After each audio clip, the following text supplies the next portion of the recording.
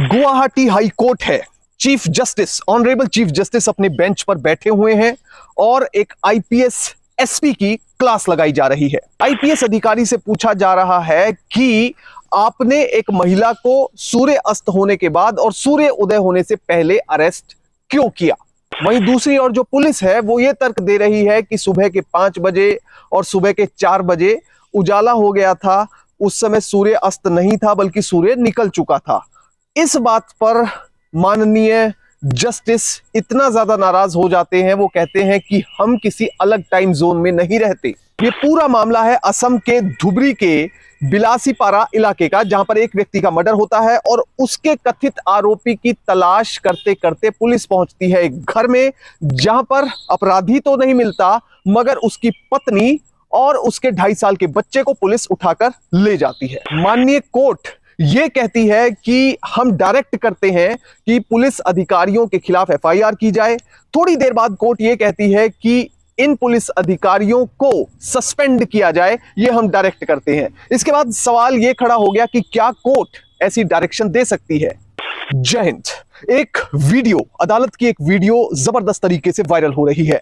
इस वीडियो में गुवाहाटी हाईकोर्ट के चीफ जस्टिस पुलिस अधिकारियों पर गुस्सा होते नजर आ रहे हैं। उसमें ऑनरेबल चीफ जस्टिस कहते हैं कि we direct registration of FIR immediately against your police officers. वो कह रहे हैं ये बात एसपी को, अपर्णा नटराजन को।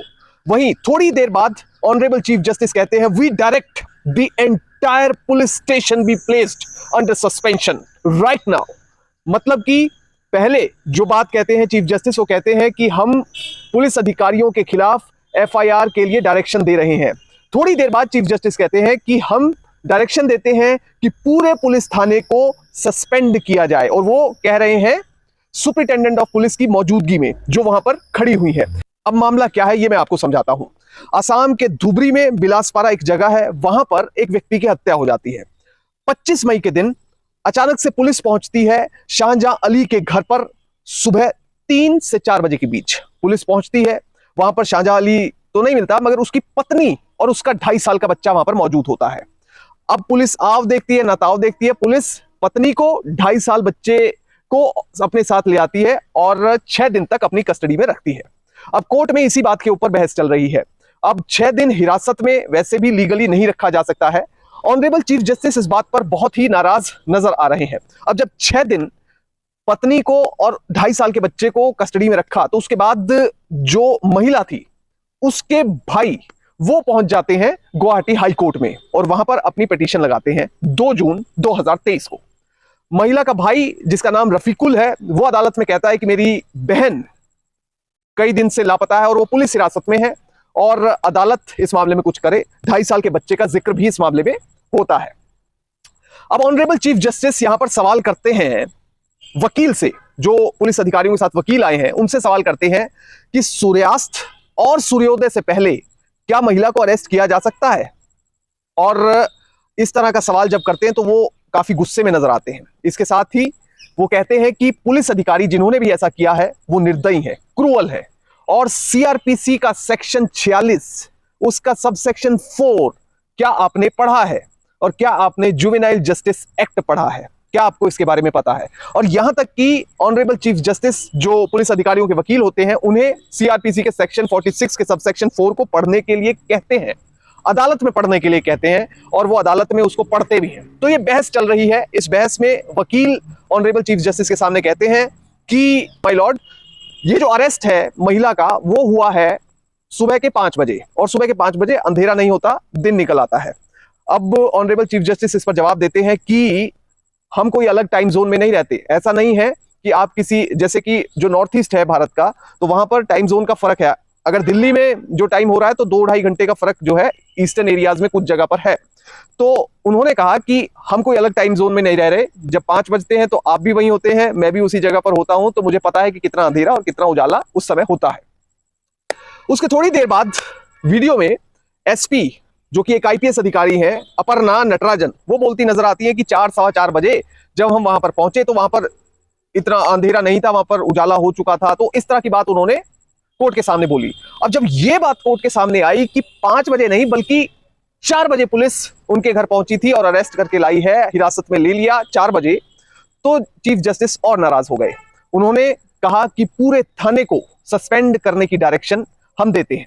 अब जब ये पूरा मामला हुआ है तो उसके बाद कई लोग सवाल ये कर रहे हैं कि क्या चीफ जस्टिस या कोई जज किसी पुलिस अधिकारी की ट्रांसफर के लिए कह सकता है और क्या वो कर सकता है।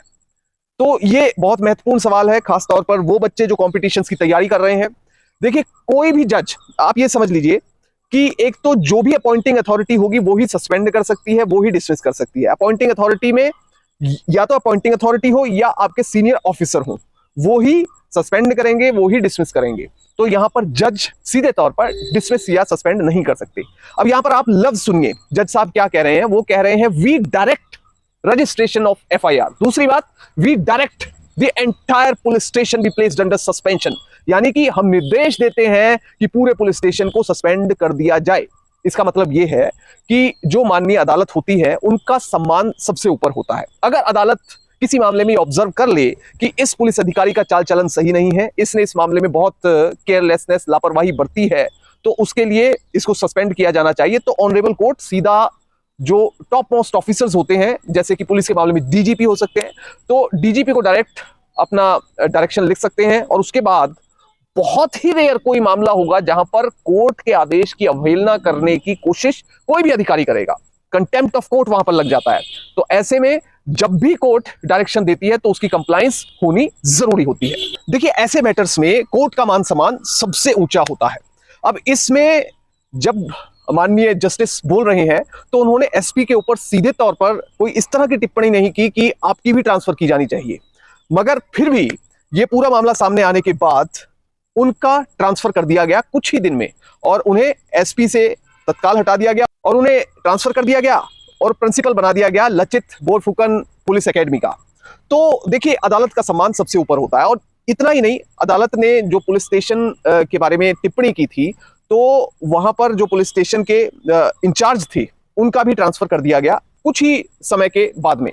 तो आमतौर पर देखा गया है कि अदालत जिस भी केस में अगर कुछ एनालाइज कर ले या कुछ टिप्पणी कर दे, कुछ सीरियस टिप्पणी कर दे या ऑर्डर में कुछ लिख दे, तो उसकी अवहेलना, उसका इग्नोर जो है उसको कोई भी नहीं कर सकता है। इतना ज्यादा उच्च स्थान भारतीय संविधान में जुडिशरी का है। तभी हम कोर्ट में जब जाते हैं तो जज को जजेस नहीं कहते या जज को जस्टिस को जस्टिस नहीं कहते, हम कहते हैं माय लॉर्ड, यानी मेरे मालिक। तो इतना ऊंचा स्थान।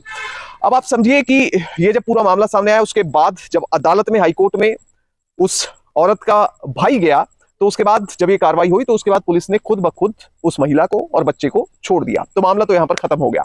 मगर अब सवाल ये खड़ा हो रहा है कि अदालत में जिस तरह की कार्रवाई हुई है, तो उसके मुताबिक सूर्यास्त के बाद और सूर्योदय से पहले, यानी कि सनसेट के बाद और सनराइज से पहले रात को किसी भी महिला को अरेस्ट नहीं किया जा सकता।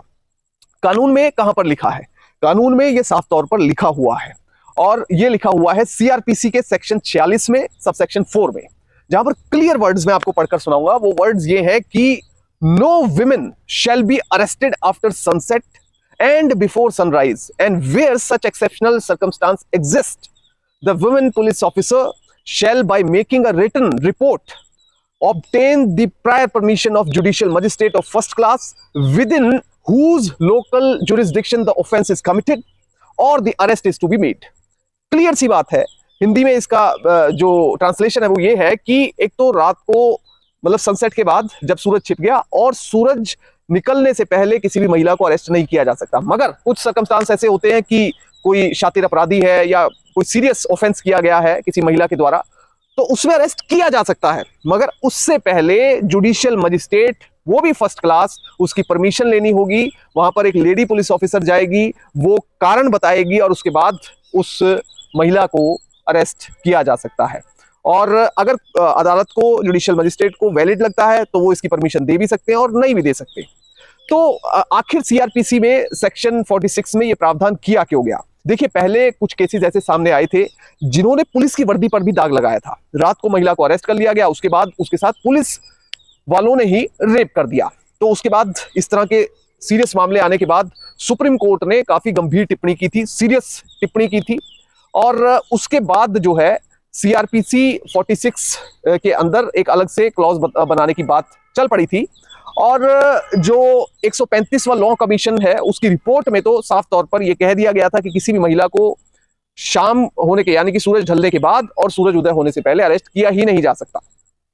अब रीजन क्या था सीआरपीसी 46 में सबसेक्शन 4 जोड़ने का? एक तो harassment of women bye police, ये मैं पहले ही आपको बता चुका हूं कि कई जगह पर देखा गया कि पुलिस अधिकारियों ने, पुलिस के कर्मचारियों ने, मुलाजिमों ने लेडीज के साथ रेप किया, जो कि काफी शर्मनाक घटना थी। दूसरा कारण इसका है कि विमेन की मोडेस्टी जो है उसको बचाया जा सके। तीसरा कारण है welfare and security of the women, यानी कि उनका जो वेलफेयर भी देखना है और साथ में उनकी सुरक्षा भी देखनी है। तो इन सब चीजों को ध्यान में रखते हुए सीआरपीसी में अलग से क्लॉज ऐड कर दिया गया बाद में, जिसमें कि शाम को मतलब 6 बजे के बाद, मतलब इसमें टाइम नहीं लिखा गया, सूरज अगर 5 बजे भी 5:30 बजे भी ढल जाता है तो उसके बाद जैसे ही अंधेरा होता है तो महिला को अरेस्ट नहीं किया जा सकता। वो 5:30 भी हो सकते हैं, 6:30 भी हो सकते हैं, 7 भी हो सकते हैं कई जगह पर। तो ये चीज सभी लोगों को, सभी दर्शकों को समझनी बहुत जरूरी है। अब इसमें एक एग्जाम्पल उदाहरण में देना चाहूंगा। वो उदाहरण है कविता मणिक्किकर वर्सेस सीबीआई केस का। इस केस में क्या हुआ कि सीबीआई इन्वेस्टिगेशन कर रही थी, तो उसमें सीबीआई के ऑफिसर गए, उन्होंने रात को जो सूरज छिपने के बाद उन्होंने एक महिला अरेस्ट कर लिया और महिला को अरेस्ट करने के बाद अपनी कस्टडी में ले लिया।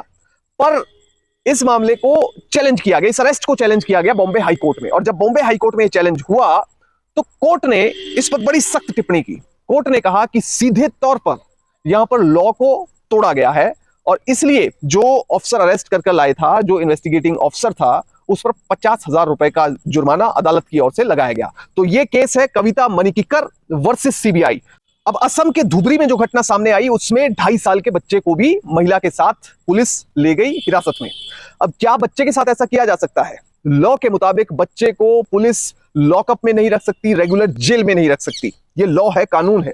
और जो बच्चे हैं उनके लिए जुवेनाइल जस्टिस एक्ट खासतौर पर बनाया गया है। सेक्शन 10 जो है जुवेनाइल जस्टिस एक्ट का, वो कहता है कि 24 घंटे के अंदर, जैसे आमतौर पर कोई मुजरिम अरेस्ट होता है तो उसको 24 घंटे के अंदर मजिस्ट्रेट के सामने पेश करना होता है। उसके बाद मजिस्ट्रेट के हाथ में है, वो अगर देखता है कि ये मुजरिम सही ग्राउंड्स पर अरेस्ट किया गया है तो उसको आगे पुलिस कस्टडी में भेज देता है। और अगर उनको ग्राउंड्स थोड़े से वैलिड नहीं लगते पुलिस कस्टडी में भेजने के, तो उसे जुडिशियल कस्टडी यानी जेल भेज दिया जाता है। और कई बार तो ऐसा भी होता है कि मजिस्ट्रेट एक्सेप्ट ही नहीं करते उस अरेस्ट को बिल्कुल ही, और बेल दे देते हैं उस व्यक्ति को जो अपराधी, कथित अपराधी होता है।